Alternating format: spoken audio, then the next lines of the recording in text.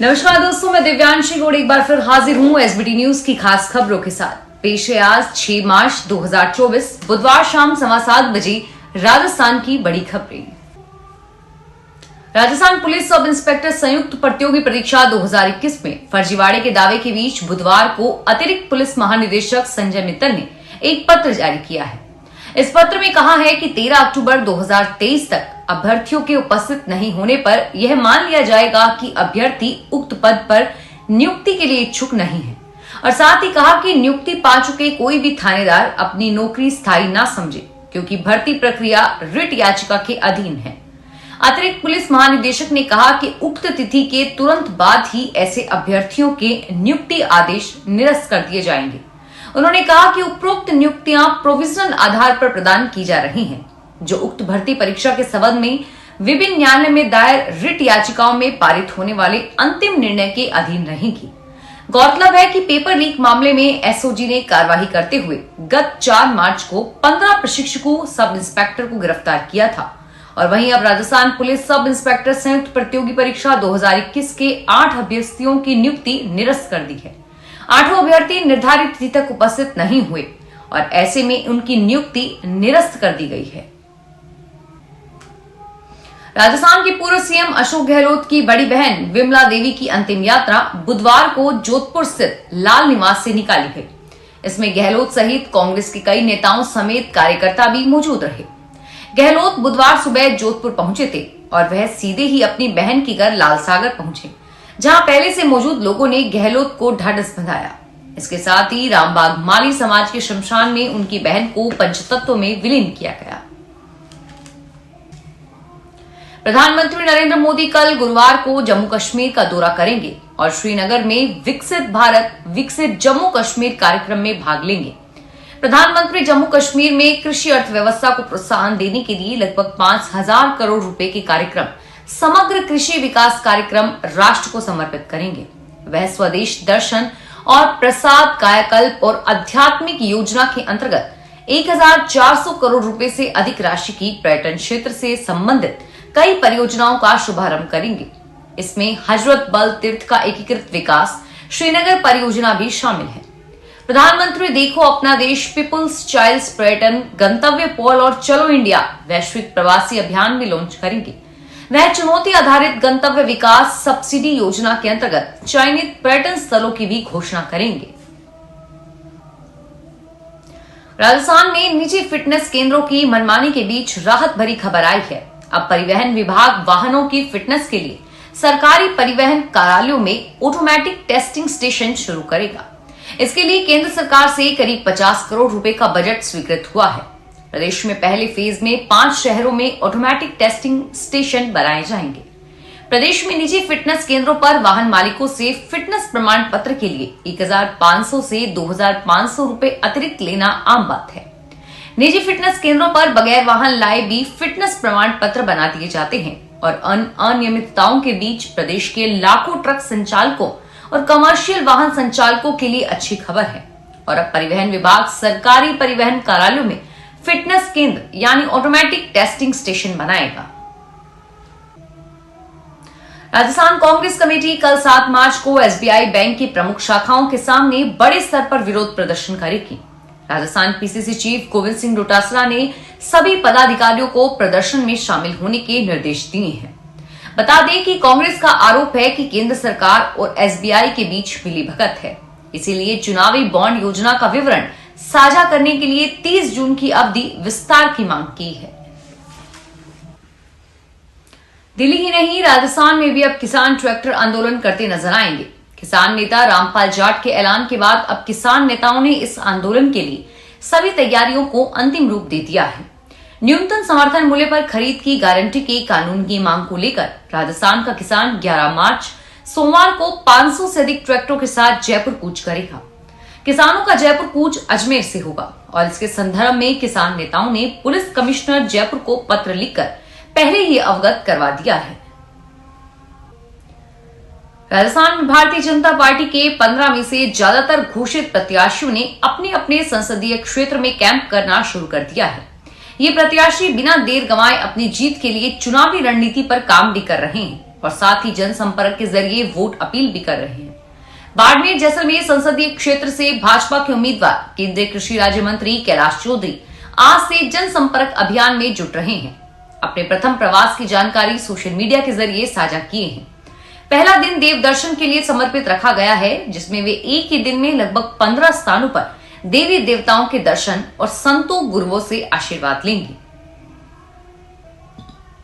देश की राजधानी दिल्ली के बाद अब राजस्थान में भी इलेक्ट्रिक बसों के संचालन को तवज्जो दी जा रही है। दरअसल राजस्थान की राजधानी जयपुर समेत 7 बड़े शहरों में इलेक्ट्रिक बसें चलाने को लेकर मंजूरी दे दी गई है। इन 7 शहरों में जयपुर, जोधपुर, कोटा, अजमेर, बीकानेर, भरतपुर और उदयपुर शहर शामिल हैं। राजस्थान में 500 इलेक्ट्रिक बसें उपलब्ध करवाई जाएंगी, जिसमें आम लोगों को प्रदूषण रहित आवागमन की सुविधा उपलब्ध होगी। पिछले महीने ही केंद्रीय सड़क परिवहन मंत्री नितिन गडकरी ने बताया था कि दिल्ली मुंबई एक्सप्रेस राष्ट्रीय राजमार्ग पर इलेक्ट्रिक केबल डालकर इलेक्ट्रिक बसें चलाई जाएगी, जिसमें दिल्ली से जयपुर की दूरी 2 घंटे में पूरी की जाएगी और साथ ही इसका किराया डीजल बस की तुलना में 30% कम होगा। और इसके साथ ही उन्होंने कहा कि यह काम नवंबर 2024 तक पूरा हो जाएगा। कांग्रेस ने पिछले दिनों राज्यसभा चुनाव के दौरान हिमाचल प्रदेश में क्रॉस वोटिंग करने वाले विधायक सुधीर शर्मा के खिलाफ सख्त कार्रवाई करते हुए उन्हें राष्ट्रीय सचिव पद से मंगलवार को हटा दिया। कांग्रेस महासचिव केसी वेणुगोपाल ने यह जानकारी देते हुए बताया कि पार्टी अध्यक्ष मल्लिकार्जुन खड़गे ने तत्काल प्रभाव से श्री शर्मा को इस पद से हटा दिया है। राजस्थान की बीजेपी सरकार ने प्रदेश में उज्ज्वला योजना के तहत 450 रुपए का गैस सिलेंडर दिए जाने का वादा किया था, लेकिन प्रदेश में अभी तक गैस सिलेंडर पर सब्सिडी नहीं मिल रही है।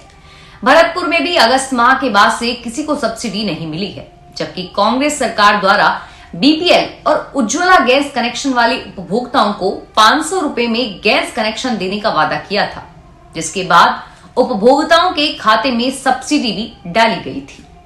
लेकिन 9 अक्टूबर को विधानसभा चुनाव की आचार संहिता लगने के बाद से उपभोक्ताओं को कोई सब्सिडी नहीं मिल रही है, जिसको लेकर पूर्व सीएम अशोक गहलोत ने भी बीजेपी सरकार पर निशाना साधा। राजस्थान में मौसम बदलने का सिलसिला लगातार जारी है। आज सुबह राज्य के सर्द हवा चलने से ठंड बढ़ गई। सीकर रोड, बहरोड सहित कुछ जिलों में बादलों की आवाजाही भी रही। 8 जिलों में आज हल्की बारिश होने की भी संभावना है। और वहीं पिछले 24 घंटे से चल रही सर्द हवा के बाद दिन के तापमान में 60 डिग्री सेल्सियस की गिरावट आई है। और वहीं अगले 24 घंटे में प्रदेश में मौसम शुष्क रहने की संभावना है। प्रदेश के न्यूनतम तापमान में पिछले 24 घंटे में 2 से 3 डिग्री सेल्सियस की गिरावट देखने को मिली है। और इसके बाद सीकर में न्यूनतम तापमान 7.5 डिग्री सेल्सियस पर पहुंच गया है।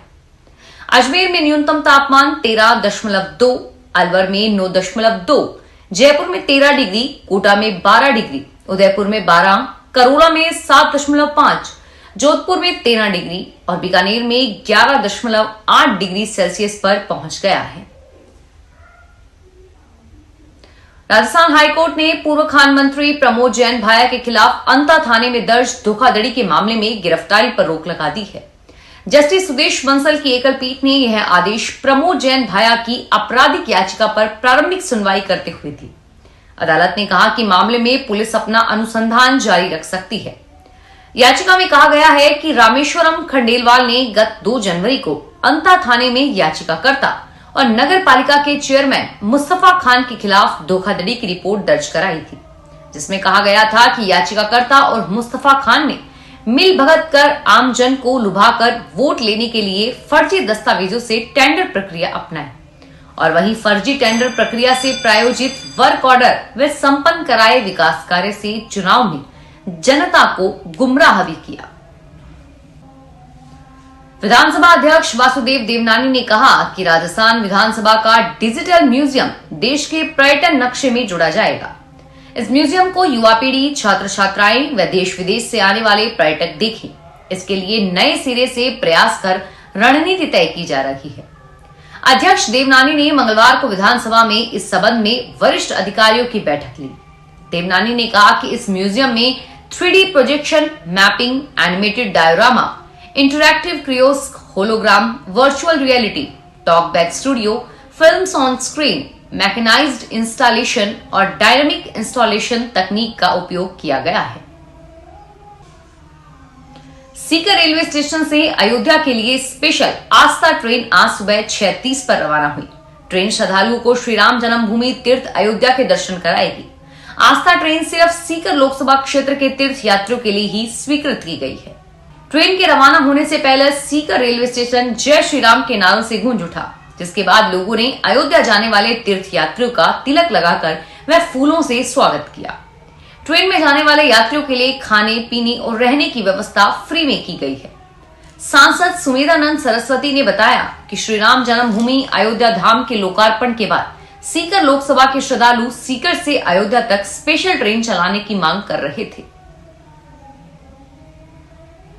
राजस्थान मुख्यमंत्री भजनलाल शर्मा ने कहा कि पृथ्वी, जीव और पर्यावरण कल्याण ही राम राज्य की कल्पना है। उन्होंने मानव विकास के लिए प्रकृति से सामंजस्य और संतुलन को आवश्यक बताया और वहीं जीव जंतु की कई प्रजातियां लुप्त होने पर चिंता भी जाहिर की।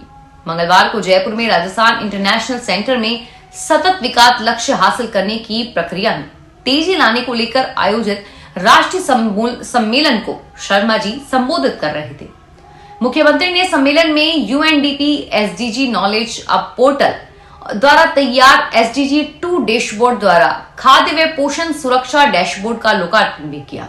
उन्होंने कहा कि जीव जंतु की कई प्रजातियां बचाने के लिए पर्यावरण संतुलन आवश्यक है। फिलहाल इस बुलेटिन में इतना ही और फिर हाजिर होंगे तमाम बड़ी खबरों के साथ।